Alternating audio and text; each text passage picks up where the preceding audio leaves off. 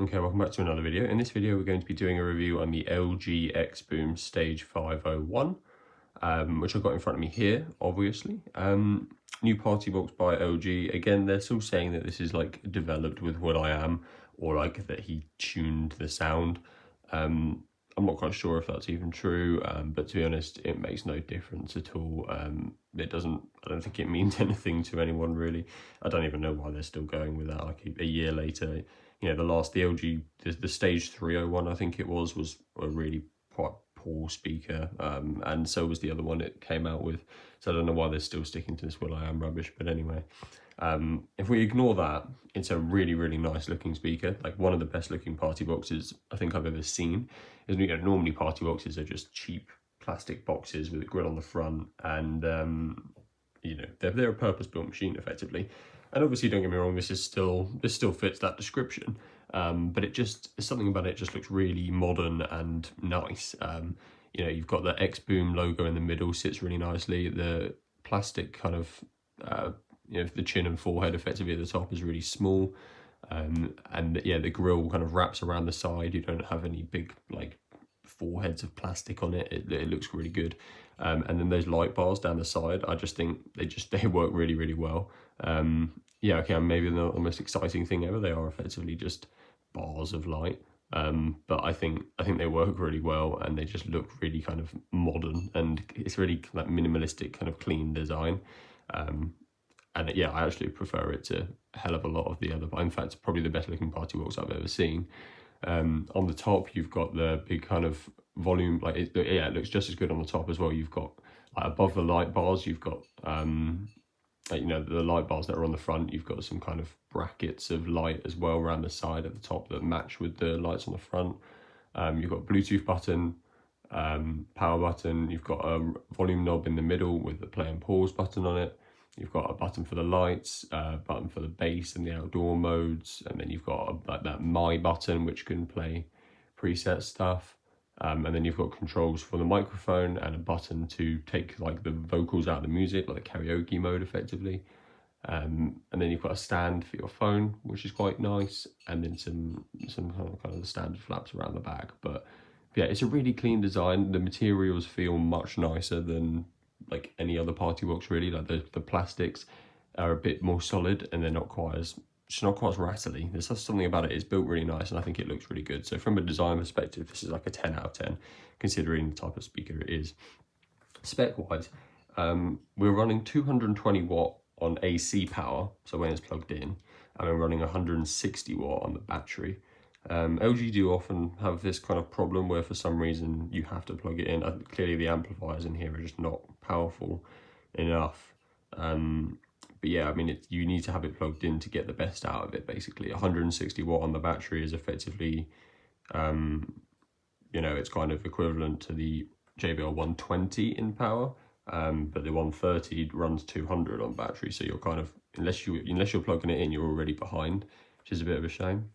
At the front, we've got two 5.25 inch woofers and two 2.5 inch mid-range drivers. So a bit of a different setup to what we normally see with these party boxes. Normally we have two 5.25 inch woofers, is very standard, and then normally we have like two 1 inch tweeters. But yeah, we've got two 2.5 inch mid-range. So I think you can tell what they're going for here, in that they want the vocals to be really, really clear, and they want this to be a kind of like just to stand out for clarity effectively, because they're focusing a lot on the mid-range. Obviously those mid-range drivers will have to do the very high frequencies as well, so it might not be quite as good at that. But yeah, it's an interesting choice. Very few party boxes are set up like this. They're normally woofers and tweeters, so woofer and mid-range is interesting. Battery life is 25 hours, so more than enough, literally more than a full day, although that will be about 50% obviously. It's a 3-hour charge from 0 to 100, but you can also just remove the battery and replace it, so you can just swap them out for, you know, when one dies, you can just get another 25 hours effectively. And then there are some AI features here. You can kind of change through the app or through that button on the top. So you've got space calibration, which is effectively like JBL's AI sound boost type of thing. It just scans the room it's in, you know, checks checks how big it is and the frequencies it's getting back, and it slightly adjusts its, you know, the EQ effectively for the room.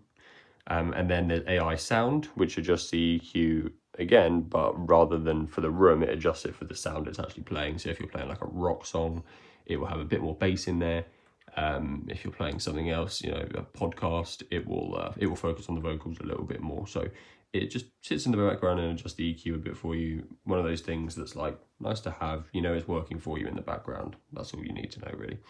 And then we've got the AI karaoke vocal remover as well, which works really nicely. There's just a button in the mic controls there on the top, and you can just press it and it removes most of the vocals from the song, so that when you're singing or whatever through the microphone, obviously you don't have that talking over you.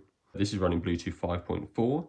So again, similar to the smaller LG Mini that we just reviewed, not quite the newest version of Bluetooth, because 6 is out and kicking around on many speakers. So 5.4 is good, but it's not quite the standard. It's got an aux input and then 2 mic inputs. It does have Auracast, so at least we've got that. You can connect it to other speakers.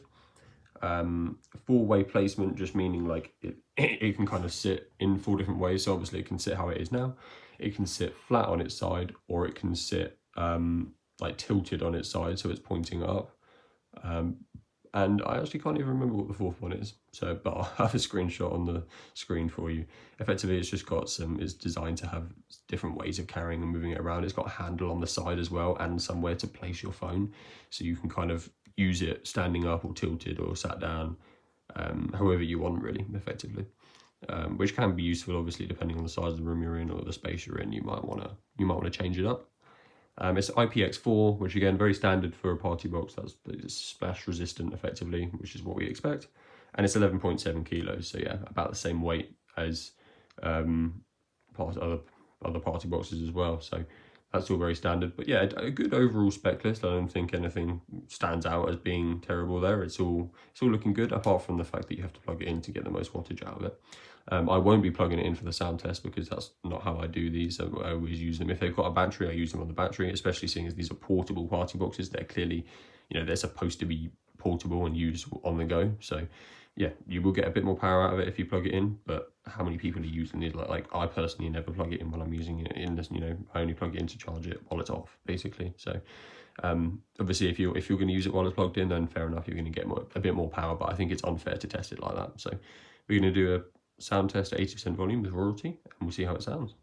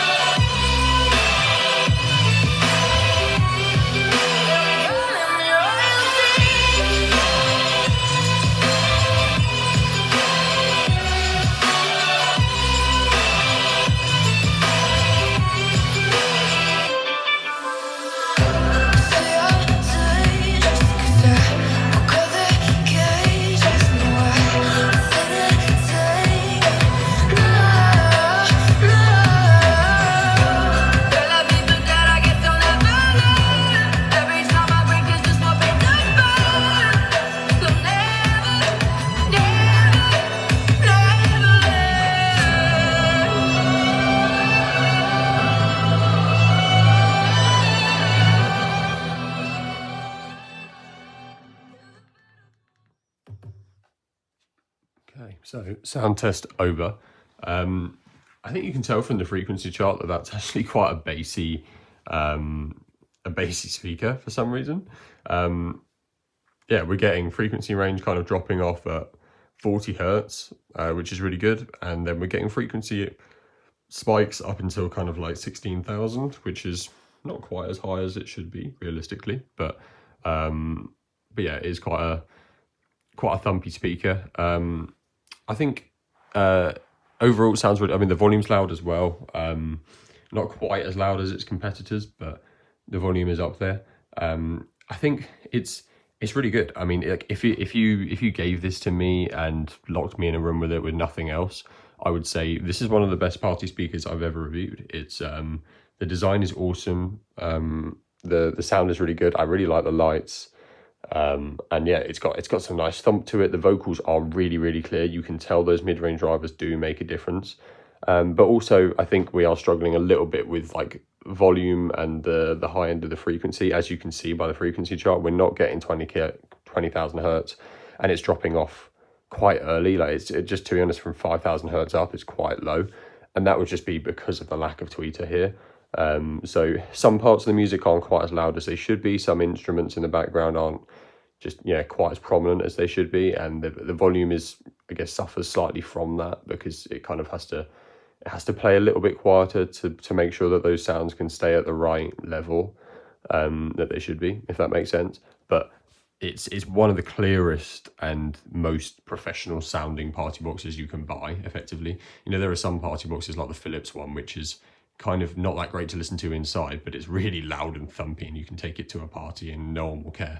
This is the type of speaker where it doesn't, it wasn't, I don't think it was designed to go to parties really. I think it is more of an indoor, personal listening tool because it is so much more clear than a lot of others.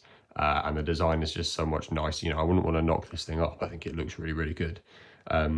So yeah, I think it's going to be difficult to tell without comparing this to something. So I'm going to do another review comparing it to the JBL PartyBox 130, which is obviously its direct competitor, in the same range and everything. So I think it'd be interesting to compare to that. But yeah, as a speaker in its own right, it's really good. But yeah, it is also a little bit pricey though. I don't actually know if I mentioned the price at the start. It's 400. I'll have to add that in. But yeah, it's £400 here in the UK at the moment. So it is a bit pricey. It's about £50 more than the JBL. So we'll have to compare it to that and see how it stacks up. But as a party box in its own right, I really like it. But yeah, I think it is. I think the decision for no tweeters definitely affects it, but not necessarily negatively. It depends what music you're listening to. We've got a trade-off effectively. But yeah, let me know what you think. Are you going to be picking one up? And definitely check out that comparison because I think it's going to be interesting.